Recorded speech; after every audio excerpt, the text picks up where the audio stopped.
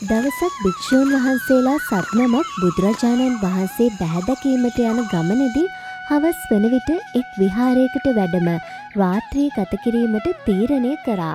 ඒ විහාරයේ සිටි ස්වාමීන් වහන්සේලා ඒ විහාරයේ තිබූ ගල් ලෙනක් පෙන්වා උන් වහන්සේලා සත්නමට අවශ්‍ය පරිදි සකස් කර දුන්නා. පසුව ආගන්තුක ස්වාමීන් වහන්සේලා සැතපීමට සැරසුණා. මහරෑ හදිසියෙම කුළු ගෙඩියක් පමණ විශාල ගලක් පෙරළී ඇවිත් ලෙනෙහි දොරටුව මුළුමනින්ම වැසී ගියා. විහාරවාසී භික්ෂූන් වහන්සේලා මේ බව දැනගෙන ගමේ අයද ගෙන්වලා මේ ලෙනෙහි සිරවී සිටින භික්ෂූන් වහන්සේලා බේරා ගැනීමට විශාල මහන්සියක් දැරුවා. නමුත් ඔවුන් කොතරම් වෑයම් කළත් දින 7ක් යනතුරුම එම ගල මදක් හෝ සොලවා ගැනීමට නොහැකි වුණා. ලෙන තුල සිර වූ භික්ෂූන් වහන්සේලා 7 දෙනා දින 7ක් පුරාම බඩගින්නේ සිටමින් මහත් දුකක් විඳින්න සිදු වුණා. 7 වෙනි දවසේ ආශ්චර්යකින් වගේ ගල තනිවම පෙරළී ගියා. ලෙනින් පිටතට පැමිණි භික්ෂූන් වහන්සේලා මේ විදි පාප කර්මය බුදුරජාණන් වහන්සේගෙන්ම දැනගන්න ඕනේයි තීරණය කළා.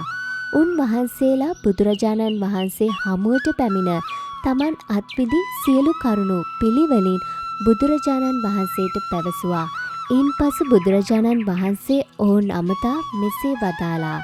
මහණෙනි, ඔබලා මේ විපාක ලැබුවේ තමන් විසින්ම කරන ලද කර්මයකටයි. අතීතයේ බරණැස ගොපළු දරුවන් 7 දෙනෙක් එකතු වී සතිය බැගින් 7 වරක් ගවයන් රැක බලා ගත්තා.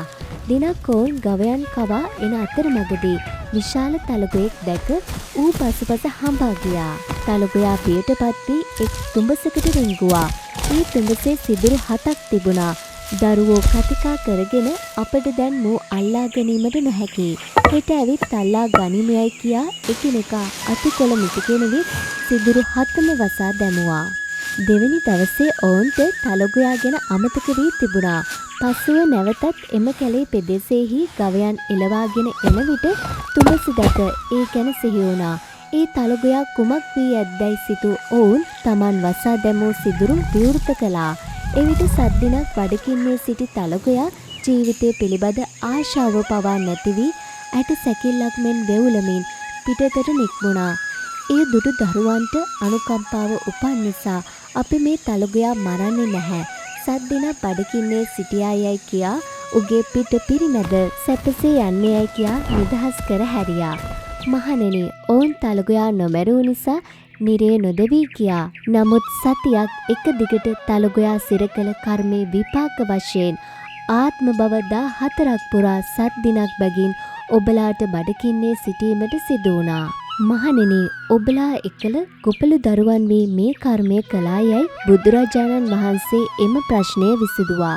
ඔබ අප සියලු දෙනා තේරුම් ගත යුත්තේ අහසෙහි ඉහළට හෝ මොහොතෙහි පතුලට හෝ පර්වතයන්ගේ මැදට ගොස් හෝ පව් කළ කෙනෙකුට ඒ පවෙන් මිදීමට හැකි තැනක් මේ ලෝකේ නැති බවයි.